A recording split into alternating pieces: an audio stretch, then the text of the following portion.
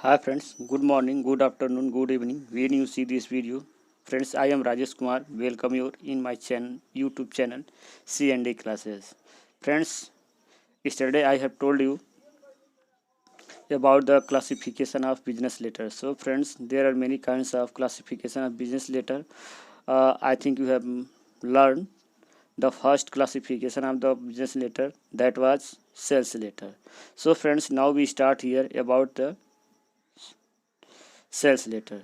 So friends, here just manufacturer adopt the various method like advertisement, personal contact, door to door convincing, and sales letter. And it is the purpose of sales letter. It is very important. Sales letters are targeted to selected customer, and you should know about the more and more about the sales letter.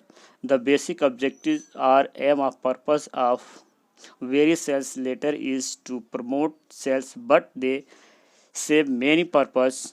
That purpose may be such like this. You have already seen here. Just you first is here, and second and third. So friends, there are many kinds of content related here to purpose of sales letter. First letter is saying here make a new customer. तो friends यहाँ पे देख रहे होंगे जो यहाँ पे बता रहा पहला उद्देश्य कह रहा है जो सेल्स लेटर का होता है मेक न्यू कस्टमर, अर्थात जो सेल्स लेटर का उद्देश्य होता है अत्यधिक नए कस्टमर को क्या करना, बनाना. और दूसरा यहाँ पे कह रहा है friends promote a business idea, अर्थात जो बिजनेस लेटर होता है वह कुछ ऐसे करके बिजनेस लेटर के अंतर्गत जो हम सेल्स लेटर की बात करते हैं तो अत्यधिक जो बिजनेस के विचारों को क्या करता है, ये प्रमोट करता है, बढ़ाता है, दूर दूर तक क्या करता है, फैलाता है. और फ्रेंड्स जो अगला यहाँ पे बता रहा है तीसरा जो हमारा हेडिंग कह रहा है introduce new product in market, अर्थात मार्केट में जब कोई नई चीज़ आती है तो नई चीज़ को लाने से पहले उसको हम क्या करते हैं, एडवर्टाइज करते हैं. और एडवर्टाइज के थ्रू ही हम क्या करते हैं, अपने प्रोडक्ट को सेल करने के लिए सेल्स लेटर का ही हम प्रयोग करते हैं जो हम मार्केट में अपने प्रोडक्ट को लाने के लिए. फ्रेंड्स यहाँ पे चौथा जो कह रहा है generate new demand for the old product, अर्थात नई चीज़ों को जब लाने, जब पुरानी चीज़ें जो हमारी होती हैं नई चीज़ों को मार्केट में लाने के लिए जो पुरानी चीज़ों को डोमिलाइज करनी होती है तो नए प्रोडक्ट को मार्केट में लाने के लिए हम क्या करते हैं, सेल्स लेटर का ही सहारा लेते हैं.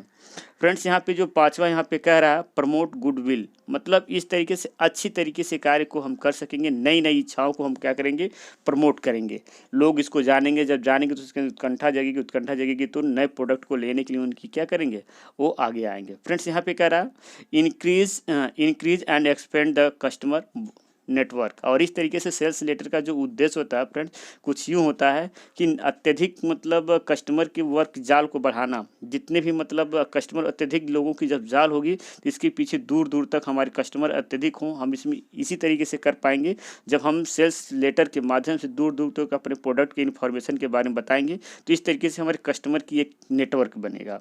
तो फ्रेंड्स यहाँ पे देख रहे हैं अगला वाला जो हमारा टॉपिक है यहाँ पे हम लेने जा रहे हैं कैच द रीडर्स अटेंशन. जो सेल्स लेटर का जो उद्देश्य होता है सातवां कुछ यूँ होता है कि अत्यधिक मात्रा में जो एक बार हमारे लेटर को पढ़े तो कम से कम तो इसके मन में ये विचार आए कि जो प्रोडक्ट के बारे में जो लेटर हमने क्या किया डिज़ाइन किया है वो उसके बारे में जानने की इच्छा रखेगा और उससे बहुत सावधानीपूर्वक कम से कम उसको पढ़े.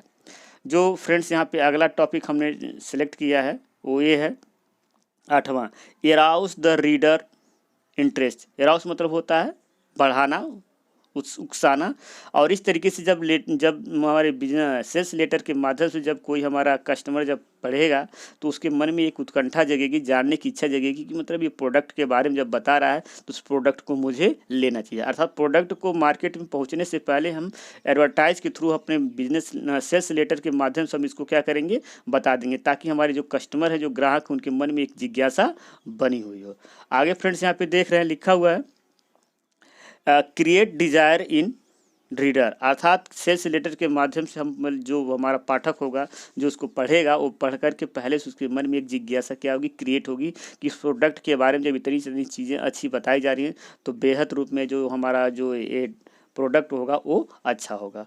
जो दसवां यहाँ पे बताने का प्रयास कर रहा है फ्रेंड्स वो ही है motivate the reader to action. और इस तरीके से जब लेटर हमारा कुछ इस जो सेल्स लेटर जब हमारा कुछ इस कदर लिखा होगा, जब हम सटीक तरीके से प्रोडक्ट को हम डिज़ाइन कर देंगे कि इस तरीके से ये है, इसकी फैसिलिटीज़ है, इसकी मतलब ये खासियत है, ये इसका गुण है, अगर इस तरीके से करने में अगर हम सक्षम होते हैं तो कहीं न कहीं इस तरीके से बात बनेगी कि जितने भी हमारे रीडर होंगे वो एक्शन में आकर के क्या करें, मोटिवेट होकर के हमारे वस्तुओं को खरीदने के लिए अग्रसर होंगे। अर्थात सटीक तरीके से जब मार्केट में कोई भी चीज़ प्रोडक्ट के बारे में बताएंगे तो सेल्स लेटर के माध्यम से हम अच्छी तरीके से बता सकेंगे ताकि हमारे जो कस्टमर हो मोटिवेट हों। और यहाँ पे देख सकते हैं जो 11वां है launch a sophisticated marketing campaign aimed at the target audience. और इस तरीके से फ्रेंड्स यहाँ पे बता रहा है कि हम ऐसे जब एक उन्नतशील क्या कर सकते हैं बाजार का विपणन का जब हम क्या करेंगे लॉन्च करते हैं तो इस तरीके से लोगों में एक अभियान की तरह से उद्देश्य इनका जगेगा और इस तरीके से प्रत्येक ऑडियंस जो होंगे टारगेटेड होंगे कि हमको इसको लेना चाहिए।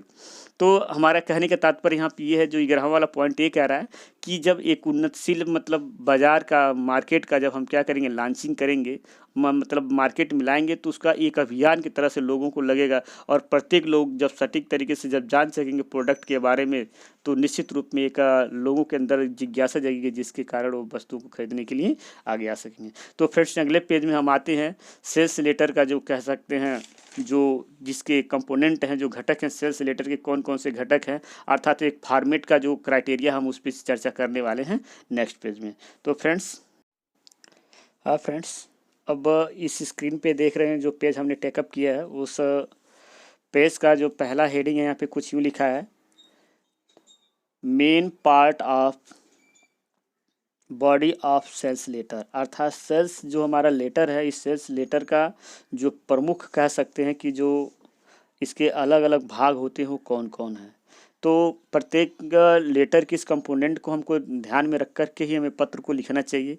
जैसे कि फ्रेंड्स यहाँ पे देख रहे हैं इन सारी चीज़ों के सारे मेमोरेबल पॉइंट हैं, इस मेमोरेबल पॉइंट को हमको ध्यान में रख के कार्य करते रहना चाहिए। पहला यहाँ पे लिखा है letter head, date, mailing notation, address notation, inside address, subject, salutation और सब body of letter. Body of letter जो इसका जो सेल्स लेटर का जो मेन बॉडी है वो क्या क्या होगा उसके बारे में हमको अध्ययन करना है। तो ये हमारी हेडिंग है। इसके अलावा भी नीचे हैं जो अगले पेज पर हम लेके आएंगे। लर्नर्स तो देख रहे हैं यहाँ पे हेड लेटर। हेड लेटर से तात्पर्य अगर थोड़ा सा अगर इजी लैंग्वेज में से समझना चाहते हैं तो कह सकते हैं एड्रेस ऑफ सेंडर इसे कहते हैं।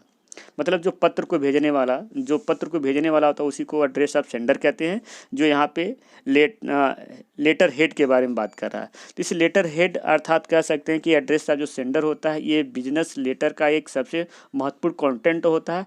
इसमें जो होता है जो नेम ऑफ एड्रेस हो सकता है बिजनेस लेटर का जो होता है, फिर कह सकते हैं कि ईमेल एड्रेस होता है, वेबसाइट एड्रेस हो सकता है, टेलीफोन नंबर हो सकता है, फ्रेंड्स फैक्स नंबर हो सकता है, ट्रेड मार्क हो सकता है, इसका अपना खुद का एक लोगो हो सकता है, बिजनेस का जो संबंधित लोगो होता है वो हो सकता है। और कह रहा है यदि इसमें कुछ ऐसी भी चीज़ें अगर लिखना चाहें तो हम लिख सकते हैं जो सबके फर्म के कंपनी के रिलेटेड हो। और फ्रेंड्स इसको ध्यान रखना चाहिए जैसे कि हमारा एक देख रहे हैं जो एक लेटर होता है इसमें इसको जब भी लिखा जाता है तो इसको सेंटर में लिखा जाता है। तो बीच में जो लेटर हेड है अच्छा एड्रेस ऑफ सेंडर होता है, इसको बीच में हम क्या कहते हैं इसके मेन पार्ट को लोगो लगाना होता है तो इसको बीच में हम लगा देते हैं। ये लेटर के सबसे महत्वपूर्ण पार्ट पे ही होता है। फ्रेंड्स आगे की अगर हम बात करते हैं तो सिंपली तरीके से जो दूसरा हमारा नंबर है यहाँ पर हम देख रहे होंगे डेट।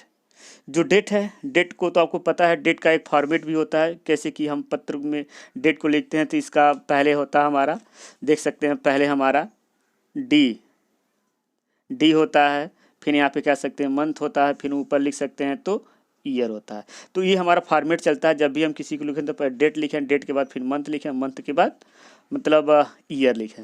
जैसे कि एग्जांपल के रूप में फ्रेंड्स हम यहाँ पे बता सकते हैं, लिख रहे हैं स्क्रीन पे देख लीजिएगा, जैसे 28 फरवरी और जैसे मान लीजिए यहाँ पे 2020 हो गया।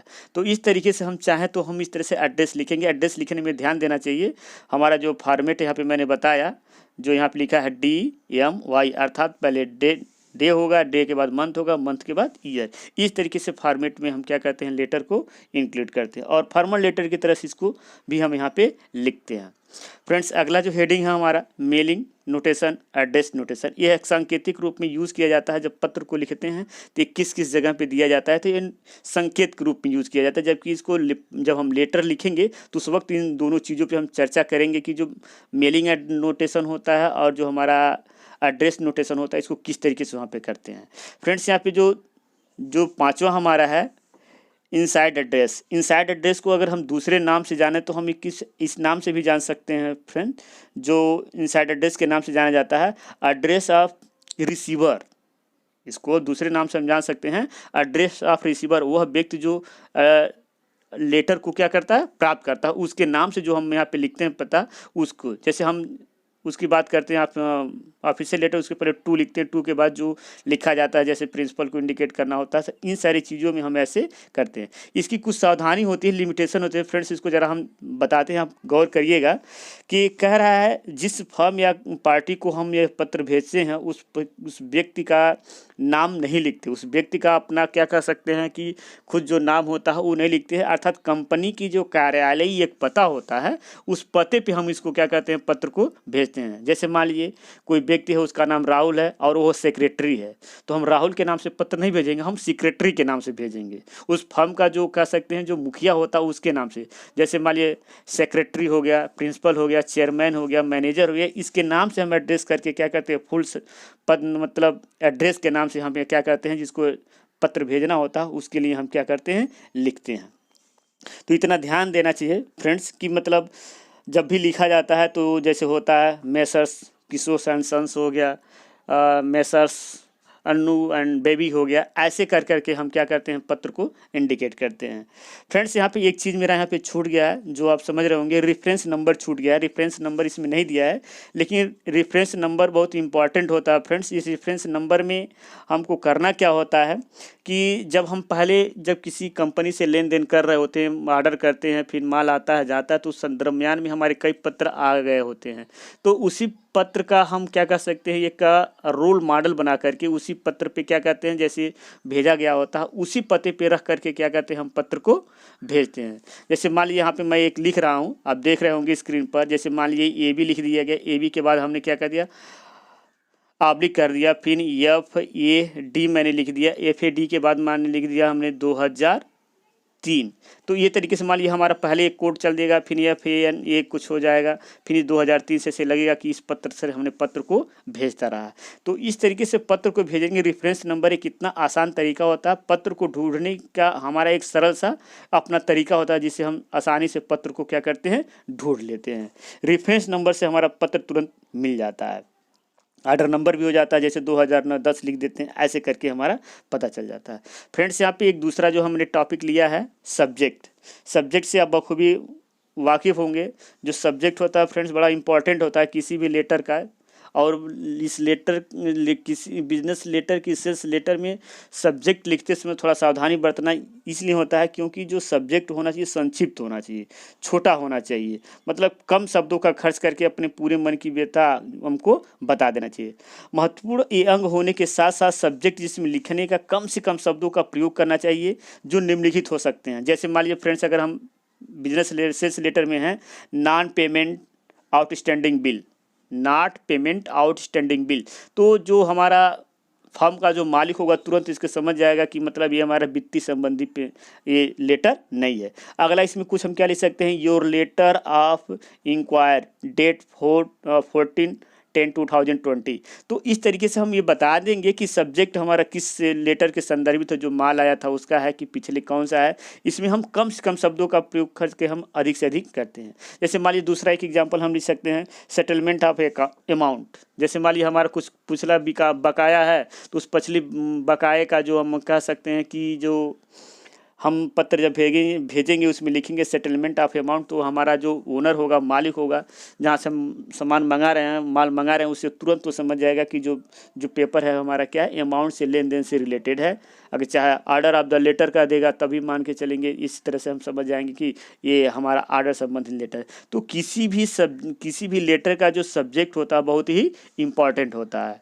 ये समझना कि कैसे कैसे हम क्या क्या इस पत्र में हमें जानना है, ये पल भर में देखने से ही पता चल जाता है कि ये क्या कहना चाह रहा है। फ्रेंड्स आगे की बात कर रहा है, जो यहाँ पे लिखा है सैल्यूटेशन। सैल्यूटेशन क्या होता है फ्रेंड? जो अभिवादन के लिए हम जो शब्द लिखते हैं उसकी बात कर रहा है। तो अभिवादन के लिए जो सेंटेंस लिखा जाता है बहुत इंपॉर्टेंट होता है, आप तो समझ रहे होंगे। ये हमेशा जब भी लिखा जाता है, जैसे कि एक लेटर का जो हमारा है यहाँ पे लिखते हैं, तो यहाँ पे जो सैल्यूटेशन होता है वो हमेशा दाएँ की तरफ, अब बाएं की तरफ आजकल मतलब ऐसा चलन है, दाएं की तरफ यहाँ पे लिखा जा रहा है। फ्रेंड्स इस सैल्यूटेशन में लिखते समय थोड़ा सावधानी बरतना होगा हमें। जैसे मान लीजिए जब सैल्यूटेशन लिख रहे होते हैं तो हम लिख सकते हैं डियर सर, और जब डियर सर लिखते हैं तो ये सीधे किसको इंडिकेट होता है? जो फर्म का हमारा कह सकते हैं कि जो मालिक होता है उसको एड्रेस करने के लिए होता है। डियर सर्स भी हम चाहे तो यूज़ कर सकते हैं, चाहे तो हम जेंटलमैन भी यूज़ कर सकते हैं, और यहाँ पे फ्रेंड्स दिया है डियर मैडम भी लिख सकते हैं, डियर सर भी लिख सकते हैं। तो ये सारी चीज़ें इंडिकेट करती हैं, जब हम ऐसे डियर सर लिखते हैं तो व्यक्ति को नहीं, सीधे उस फर्म या उस कंपनी, चाहे उस जो भी हमारा कारखाना है जहाँ से माल मंगा रहे हैं उसके ओनर को इंडिकेट करते हैं, ना कि पर्टिकुलर एक विशेष व्यक्ति को यूज़ करते हैं।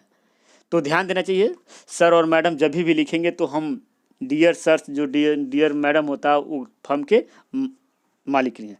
फ्रेंड्स अब यहाँ पे अगला जो हम टॉपिक यहाँ पे जो टेकअप किए हैं, यहाँ पे देख रहे होंगे बॉडी लिखा है यहाँ पे, इट इज में है 3 पार्ट्स। अब अगले पार्ट में हम ले करके आ रहे हैं, जिसे हम अपने शब्दों में अगर चाहें बॉडी को लेकर के, तो body of letter, body of sales letter. जो सेल्स लेटर का जो हमारा जो भाग होता है वो 3 भागों में होता है। तो कौन कौन भागों में होता है हम अगले पेज पे लेके आ रहे हैं फ्रेंड्स, उसमें हम उसका चर्चा करेंगे। बॉडी ऑफ लेटर क्या होता है, उसके 3 पार्ट में, पहले पार्ट में क्या होता है, दूसरे पार्ट में क्या होता है, तीसरे पार्ट में क्या होगा, इसका हम अध्ययन करेंगे। तो फ्रेंड्स आते हैं नेक्स्ट पेज पर। सो फ्रेंड्स यहाँ पे देख रहे होंगे स्क्रीन पर कि जो हमें पढ़ना है वो हमारा है बॉडी ऑफ लेटर है। जैसे यहाँ पे मैंने पिछले वीडियो में थोड़ा सा इसका इंडिकेट दिया था कि इसके 3 पार्ट होंगे। इस 3 पार्ट में हमारा क्या होगा, ओपनिंग पार्ट होगा, और जो दूसरा होगा फ्रेंड्स यहाँ पे देखेंगे ये मेन पार्ट होगा, जो तीसरा होगा हमारा क्या होगा, क्लोजिंग होगा। तो इस 3 पार्ट में हम पहले को पार्ट में यहाँ पे हमने स्क्रीन पे आप दिखाने का प्रयास किया है, जो हमारा ओपनिंग है। ओपनिंग लाइन में क्या होता है, जब हम किसी भी सैल्यूटेशन के बाद जब हम आते हैं, पैराग्राफ को चेंज करके जब हम आगे आते हैं तो हम उसमें देखने का प्रयास करते हैं कि पत्र को लिखते समय जो ओपनिंग लाइन होती है कुछ अलग अलग तरीके से होते हैं। जैसे कि एग्जांपल हम देना चाहते हैं, ऑफिशियल लेटर जब लिखते हैं तो हम बहुत बखूबी जान रहे हैं कि जब लेटर को लिखा जाता है तो respectfully I beg to say that लिखा जाता है। उसी तरीके से सेल्स लेटर में भी हम जब पत्र को लिखेंगे तो इसका कुछ अपना अलग से, अब नहीं रिस्पेक्टफुली सर ऐसे नहीं करेंगे, ऑफिशियल लेटर में चलता है बच्चों। यहाँ पे जब हम देखेंगे तो ऑफिशियल लेटर के थ्रू नहीं करेंगे हम, इसमें सेल्स लेटर का एक अपना होता है जो दूसरे तरीके से यूज़ करेंगे। इसमें जो अलग अलग से लाइन्स इसकी दी हुई है, पहला लिखा है ऑफरिंग स्पेशल ऑफर। अब इसके आगे dot dot dot dot dot dot करके बहुत सारी से आगे हो सकती हैं, लेकिन यहाँ से चाहे इसकी शुरुआत करके अपने टॉपिक पर आ सकते हैं। जो दूसरा है डिस्क्राइबिंग फीचर ऑफ प्रोडक्ट, अर्थात अपनी लाइन को प्रारंभ करके हम पुनः चाहे तो हम क्या कर सकते हैं, डिस्क्राइबिंग फीचर्स ऑफ प्रोडक्ट, अर्थात जो हमारा प्रोडक्ट होता है उसकी विशेषता के बारे में हम बता सकते हैं। पुनः यहाँ पे लिख रहा है जो तीसरा हमारा है आस्किंग ए सिमुलेटिंग क्वेश्चन, चाहे तो हम उसे अपने प्रोडक्ट के बारे में बताने के बाद हम चाहे तो उसे हम प्रश्न को भी पूछ सकते हैं कि क्या ये प्रोडक्ट हम आपको अच्छा लगा कि नहीं लगा। पाँचवें में जो हम इसका, चौथे में जो इंडिकेट करने वाले बाय गिविंग स्टार्टलिंग स्टेटमेंट, या तो हम किसी सेंटेंस का उदाहरण दे करके इसको चाहे तो हम दे सकते हैं। जो पाँचवें में फ्रेंड्स है यहाँ पे देखेंगे लिखा है बाय मेकिंग स्पेशल अपील, चाहे तो हम जो हमारा रीडर होता है, चाहे हमारा रिसीवर जो होता है लेटर का, उसको चाहे तो एक विशेष प्रकार का अपील करके भी चाहे तो हम लेटर का प्रारंभ कर सकते हैं।